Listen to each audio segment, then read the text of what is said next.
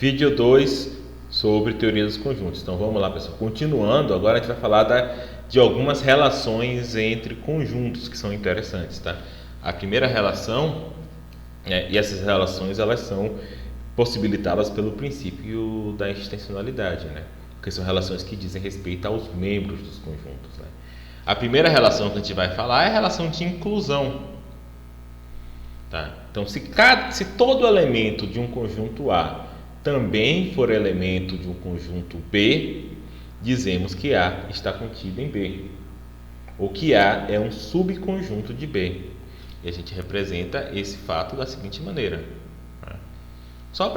Eu vou fazer isso daqui até para já deixar vocês já mais familiarizados com a linguagem do cálculo de predicados. A gente pode definir essa propriedade no cálculo de predicados da seguinte maneira.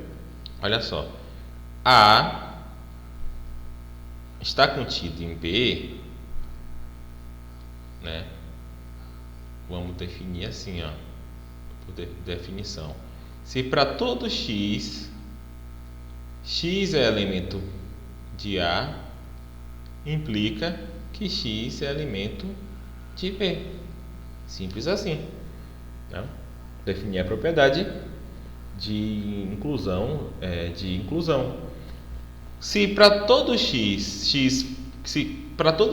x for elemento de A, x é elemento de B, isso quer dizer que o conjunto A é um subconjunto do conjunto B, ou que o conjunto A está incluso no conjunto B, ou que o conjunto A está contido no conjunto B, né? Ou seja, todo elemento de A é um elemento de B. E obviamente, para todo conjunto ele tá contido nele mesmo. Todo conjunto é subconjunto de si mesmo, né? Para todo x, isso aqui é sempre verdadeiro, né? Para todo x, se x pertence a A, então x pertence a A. Isso aqui é sempre verdadeiro, né? É impossível x pertencer a A e x não pertencer a A, né? Então, para todo conjunto, ele é um subconjunto de si mesmo, tá bom? Então, esse é um ponto importante. Outro ponto importante, esse aqui talvez um pouco mais surpreendente, é que o conjunto vazio ele está contido em todos os conjuntos. Para qualquer A, o conjunto vazio está contido. Para qualquer conjunto A, o conjunto vazio é um subconjunto do conjunto A. Meio estranho, né? Mas pense bem. Todo elemento do conjunto vazio está contido em A. O conjunto vazio não tem nenhum elemento, né? Mas enfim, não tem nenhum elemento do conjunto vazio que não esteja em A, né? Então, por isso, o conjunto vazio ele é um subconjunto de todos os conjuntos, tá? Então, esse é um ponto meio contra-intuitivo, mas importante. Aí, a partir da noção de inclusão, a gente pode definir uma relação de inclusão própria. Tá? Inclusão própria, que quer dizer o seguinte: ora, o conjunto A está propriamente incluído no conjunto B, se somente se, né, aqui é a definição, né, eu estava fazendo com três traços, tanto faz, se A é um subconjunto de B e A é diferente de B. Né? Então, isso aí exclui o caso em que A é igual a B. Né? Então, quando A e B têm os mesmos elementos, eles são o mesmo conjunto, né? O que nós representamos dessa maneira, né? Estou dizendo aqui que A e B é o mesmo conjunto, tá bom? E aqui são algumas consequências, né? Que eu já falei. O conjunto vazio é um subconjunto de qualquer conjunto. Todo conjunto é um subconjunto de si mesmo. Então, aqui, ó, essa propriedade aqui se chama reflexividade. Então, essa relação aqui de inclusão, não de inclusão própria, tá? A relação de inclusão, ela é reflexiva, no sentido de que todo o conjunto está incluso em si mesmo. Isso que quer dizer reflexiva, é uma propriedade, ou é uma relação que sempre se aplica entre um sujeito e si mesmo, né? Então, essa daqui é a propriedade reflexividade. Só que a relação de inclusão tem outras propriedades. Se A está incluído em B e B está incluído em C, então A está incluído em C. Essa propriedade aqui chama transitividade.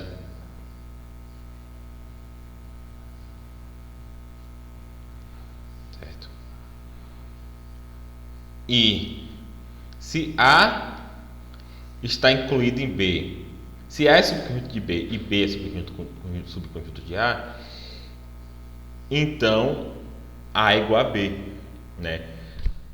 Então, se todos os elementos de A estão em B e todo elemento de B está em a única saída é que A e B tenham os mesmos elementos, de modo que A é igual a B, né? Essa propriedade aqui, ela se chama antissimetria.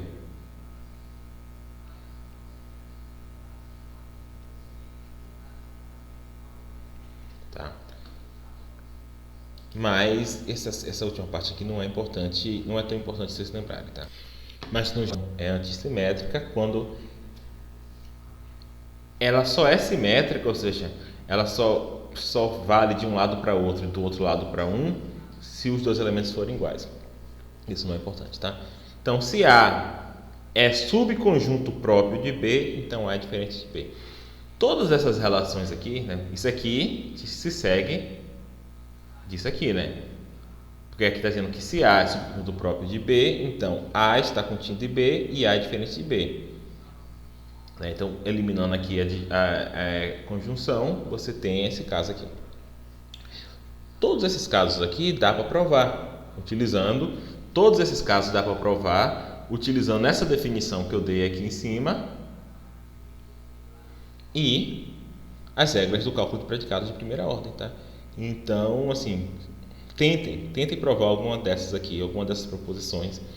São simples, tá? Se vocês tiverem interesse em me pedirem, eu posso provar para vocês em algum momento. Outras operações sobre conjunto, tá? Tá. Então, ali são relações entre conjuntos, a relação de inclusão. Tem um ponto aqui que é importante, a diferença entre a relação de inclusão e a relação de pertinência, a relação de ser membro.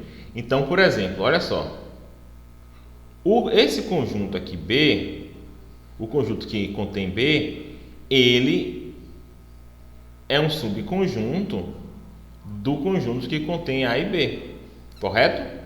Por quê? Porque todos os elementos desse conjunto, que no caso só é B, é um elemento desse conjunto aqui também, correto? Porém, esse conjunto aqui que contém B, ele não é um elemento desse conjunto. Por quê? Porque esse conjunto contém A, esse conjunto contém B, mas esse conjunto aqui, o segundo conjunto, ele não contém o conjunto que contém B. Tá certo? E, de maneira relacionada,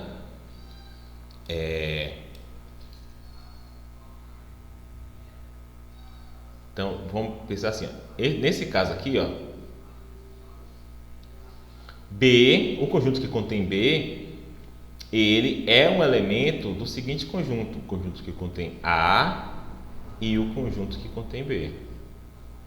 Certo? Então, nesse caso aqui, o conjunto que contém B é um elemento daquele outro conjunto. Por quê? Porque esse segundo conjunto contém ele como elemento. Porém, o conjunto que contém B não é um subconjunto desse conjunto aqui. Tá? Não é um subconjunto. Por quê? Porque ele tem um elemento aqui, a saber, B, que não é elemento desse conjunto. Esse conjunto aqui, ele não contém B, ele contém o conjunto que contém B. Certo? Então, é muito importante essa distinção, não confundir a relação de pertinência, que é a relação de ser membro, com a relação de continência, né, que é a relação de ser subconjunto. Tá? Então, isso aqui é importante. Tá? Então, outros pontos importantes sobre conjuntos são operações sobre conjuntos, né? Então, na matemática, você não tem operação de soma, operação de multiplicação, que opera sobre números. Então, na teoria dos conjuntos, você tem algumas operações que operam sobre conjuntos, né? Então, você tem alguns... inclusive, essa é outra maneira de você definir um conjunto. É você defini-lo a partir de operações sobre outros conjuntos, né? Então, dados dois conjuntos A e B, a gente pode formar o conjunto união de A e B. Então, um conjunto união de A e B é o conjunto dos elementos que estão... É o conjunto do X, tal que X é elemento de A ou X é elemento de B. Tá? Então, é todos os X que seja elemento de um ou de outro, ou dos dois. Tá? Esse é o conjunto de união. Você junta tudo. Claro, né, que como os conjuntos eles não se importam com o modo que você define, ele importa apenas com elementos. Esse conjunto aqui, ó, ABA, é o mesmo conjunto do conjunto AB, né? Aqui eu repeti A, mas não importa. Eu já falei que A é elemento desse conjunto. Eu colocar outro A aí, continua sendo o mesmo conjunto, porque eu não estou colocando um elemento novo, tá? Então, se a gente pensar nessa ideia dessa operação de juntar tudo, juntar os dois conjuntos, você pode tirar as repetições, porque as repetições não faz diferença nenhuma, tá? O conjunto só se importa com os elementos, não se importa com o modo como você descreve ele, tá? Então, esse é o conjunto união. Acho que não tem nada de muito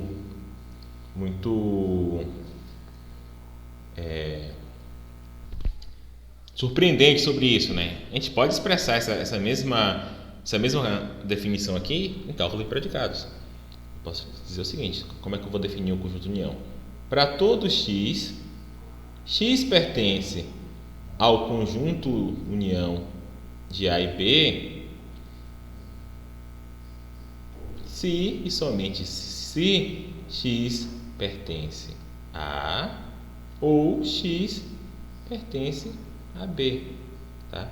Então, aqui e aqui eu estou dizendo a mesma coisa, tá?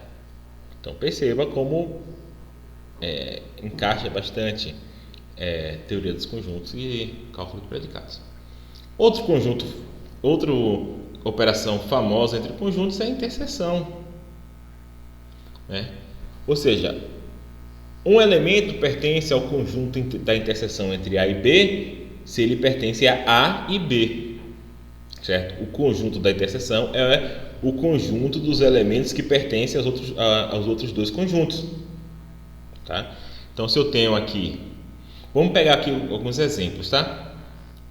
Se eu tenho um conjunto A, então vamos dizer que meu conjunto A aqui é AB, tá? Meu conjunto B é BC, certo?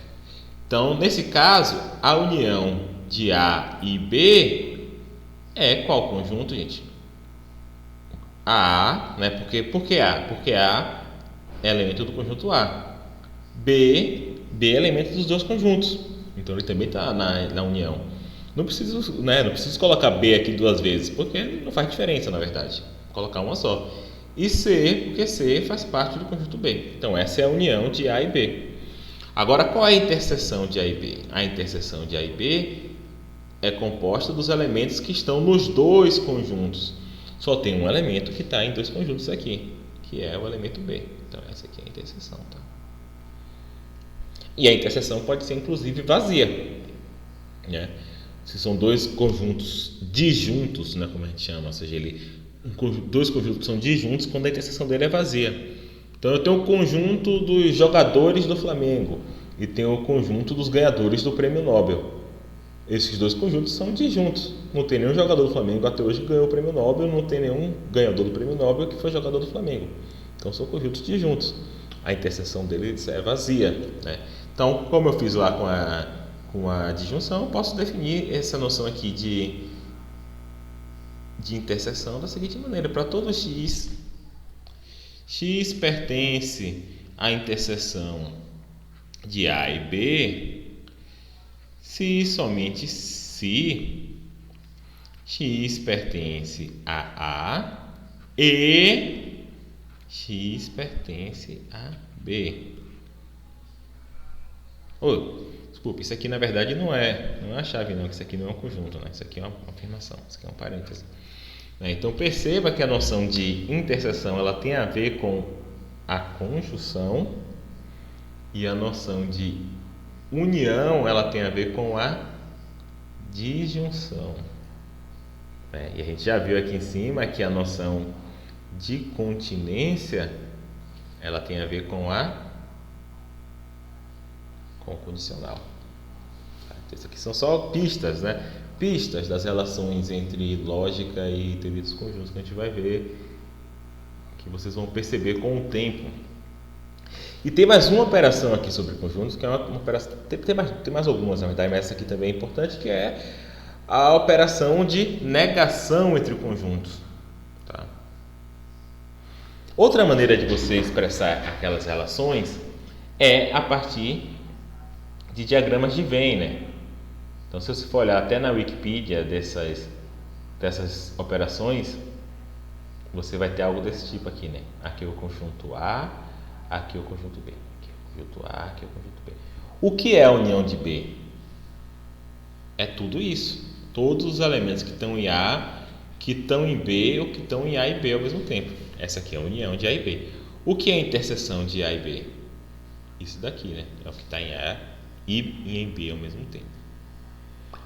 Agora, a noção de negação é o seguinte: o conjunto, isso aqui a gente lê o conjunto complemento de A. Ele se dá da seguinte maneira: vamos pensar que aqui é A e aqui é o universo, ou seja, o conjunto das coisas das quais nós estamos falando. O complemento de A é tudo que está fora de A, ou seja, tudo que está no universo e não está em A. É isso aqui, ó. Tá. E obviamente, né, já que eu fiz a relação entre conjunção e interseção, disjunção e união, obviamente o que está relacionado aqui à noção de complemento é a negação, né? Então, a negação das coisas, o conjunto das coisas que não são humanas, o conjunto dos não humanos, é todas as coisas que estão fora do conjunto dos humanos e dentro do universo, né? Então a gente pode definir isso aqui da mesma forma, utilizando o cálculo de predicados. Para todo x pertence ao complemento de A, se somente se x não pertence a A. Simples assim. Supondo aqui que a gente está trafegando dentro do domínio, né? Outra operação que é menos falada, mas também é interessante.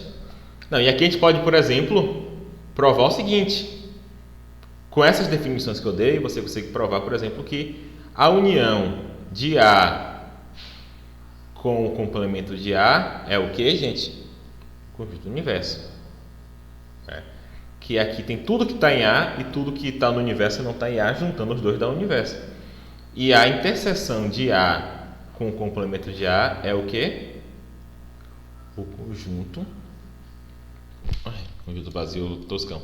Conjunto vazio. Tá. A gente consegue provar isso facilmente. Outra operação que também é importante, mas que se fala menos, é a diferença entre conjuntos. Tá? Que é representada assim, e que você fala da seguinte maneira: a diferença entre A e B. Tá? A diferença entre A e B são todos os elementos que estão em A e não estão em B. Obviamente, a diferença de A e B é diferente da diferença de B e A. Pegando ali os diagramas de Venn novamente. Então, você tem A e B, A e B. Então, A menos B é o seguinte: é tudo que está em A, mas não está em B. Ou seja, é essa área aqui, ó. É tudo que está em A menos o que está em B. Já B menos A é tudo que está em B e não está em A. Então perceba que são conjuntos totalmente diferentes, né? Claro que A menos A é igual ao quê? Ao conjunto vazio, né? E A menos o complemento de A é igual ao quê? Tudo que está em A e não está no complemento de A é igual a A. Né? Porque não tem nada que está em A e está também no complemento de A, né? Etc. Então vamos lá. E essa última aqui, operação, essa daqui é importante, tá? É o conjunto potência. Falando de maneira ampla, o conjunto potência é o conjunto de todos os subconjuntos de um conjunto. Tá? Então, se eu tenho aqui, ó, meu conjunto é o AB, o conjunto potência, esse meu conjunto é esse aqui, o meu conjunto potência, o conjunto potência de A é o conjunto de todos os subconjuntos de A. Nesse caso, eu sei que são 4, tá? Porque o número de subconjuntos de um conjunto é 2 elevado a n. Perceba a relação com o número de linhas de tabela de Vertage, né? 2 elevado a n, em que n é o número de elementos. Nesse caso aqui tem 2 elementos, 2 elevado a 2 é 4. Então eu sei que tem 4 subconjuntos aqui. Quais são? O conjunto vazio. O conjunto vazio é subconjunto de todos os conjuntos. Qual é o próximo subconjunto? O conjunto contendo A, o conjunto contendo B e o próprio A. A é subconjunto de A mesmo. Ou seja, aqui é o próprio A, AB. Então, isso aqui é o conjunto potência.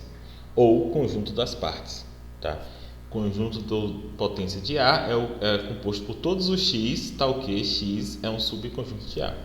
Então aqui, perceba que é o mesmo exemplo que eu dei, na verdade, só que eu dei com A e B, ele deu com 2. Se A é composto, tem 2 elementos, 1 e 2, quais são os subconjuntos de A? O conjunto vazio, o conjunto contendo 1, o conjunto contendo 2 e o conjunto contendo 1, 2, que é o próprio A. Agora perceba uma coisa.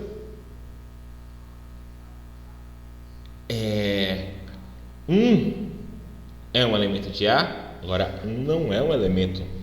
1 não é um elemento do conjunto potência de A, tá? O que é elemento do conjunto potência de A é o conjunto contendo 1.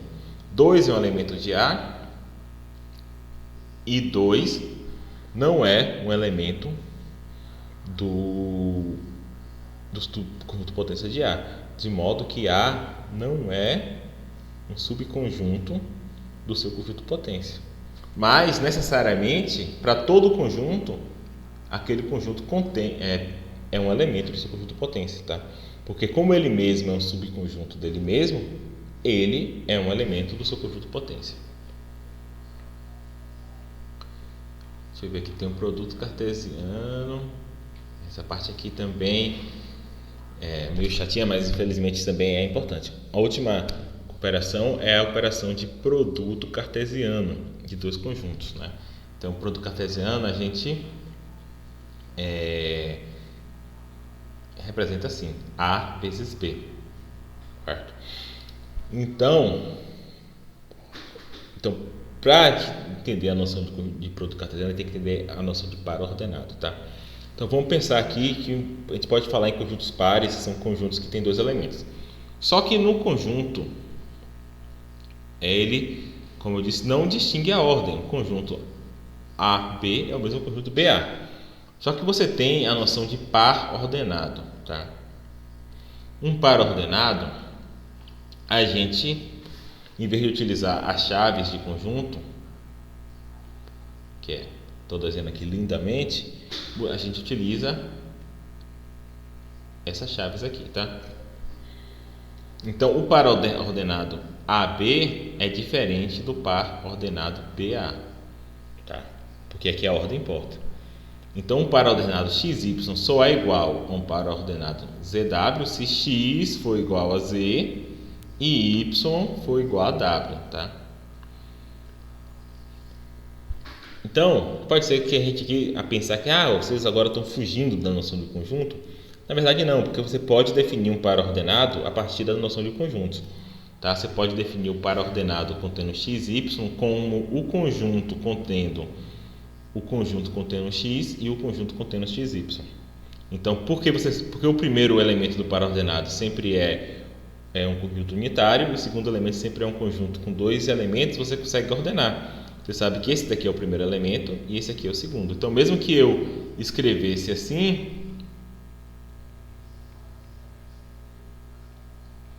você saberia que esse aqui é o mesmo par ordenado desse, porque o segundo elemento ele sempre é um conjunto par, que contém o primeiro e o segundo, e o primeiro elemento ele é um conjunto unitário que contém só o primeiro.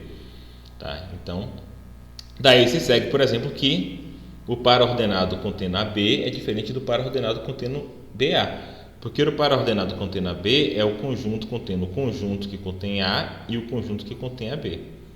Então, por mais que esse conjunto aqui seja igual a esse, né, esse aqui é igual a esse. Né? Então, tem um elemento em comum, mas esse elemento aqui é diferente. Esse elemento aqui é diferente desse. Então, esses pares ordenados são diferentes. Tá? E só mais um ponto, da mesma forma que a gente está falando de par ordenado, a gente pode falar de tripla ordenada, de quádrupla ordenada e no limite de ênuplas ordenadas, ou seja, pares tuplas ordenadas de n elementos. Tá? E da mesma forma você consegue definir essas triplas, quádruplas, etc., a partir da própria noção de par ordenado e, consequentemente, da própria noção de conjunto. Eu não vou entrar tanto nesse ponto aqui, que não é tão relevante para a lógica do cálculo de predicados. Tá? Mas, de qualquer forma, o produto cartesiano entre A e B é composto de todos os pares ordenados, tal que o primeiro elemento do par ordenado pertence a A e o segundo elemento pertence a B. Então, vamos pensar aqui, ó, que A é o conjunto 1 e 2 e B é o conjunto AB. Então, A vezes B é o conjunto contendo todos os pares ordenados, tal que o primeiro elemento pertence a A e o segundo elemento pertence a B. Então,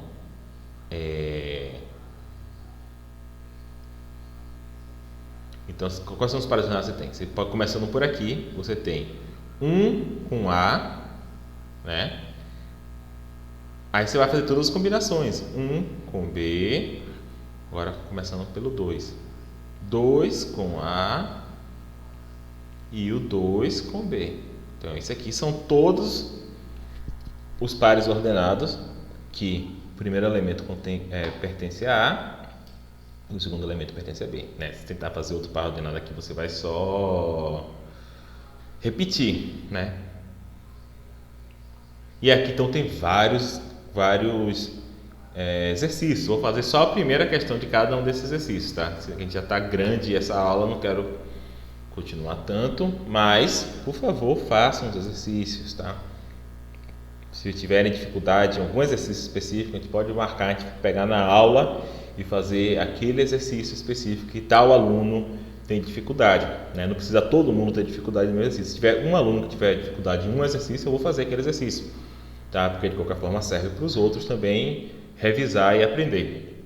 Então, A é um subconjunto de B. Como é que eu expresso esses símbolos? Né? A é um subconjunto de B.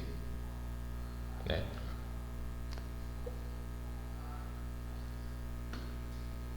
Depois vocês fazem os outros. Operações sobre o conjunto. Quais das seguintes afirmações são verdadeiras e quais são falsas? Vamos começar essa aqui. C pertence a esse conjunto. Pô, pertence, né? Olha aqui o C aqui, ó. C é um elemento desse conjunto. Então, esse aqui é verdadeiro. Tá?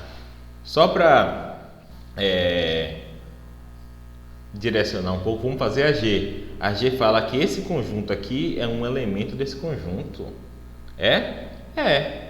Perceba, esse conjunto aqui, ele está dentro desse conjunto. Então, esse aqui é um elemento. Só que aqui no H é falso, né? Esse conjunto aqui é um elemento desse conjunto? Não. Cadê? Não tem esse elemento aqui. Você tem um elemento A, mas o elemento A é diferente. Isso aqui é diferente disso. Então, esse aqui é falso. De qualquer forma, façam em casa. Vamos aqui para isso daqui. Sejam A, B e C os seguintes conjuntos. Tá, então aqui tem um conjunto A, B, C Tem o D, o E e o F também. E aí vamos fazer aqui, aqui são produtos cartesianos, né? São muito grandes, eu não vou fazer aqui agora. Vamos fazer esse daqui, ó. E menos B. Então, todos os elementos que estão em E e não estão em B. Então, E é esse daqui e B é esse daqui. Então, vamos ver. Isso aqui é igual a qual conjunto? O 1 está em E e não está em B, né? Não tem 1 em B, então 1 está aqui. O 4 está em E, então a princípio legal, mas ele está em B, então o 4 não está aqui. O 8 está em E e o 8 não está em B. Pronto. Então façam isso daqui, retornem com dificuldades, tá bom? Então eu vou parar por aqui, depois tem mais um vídeo. Abraço.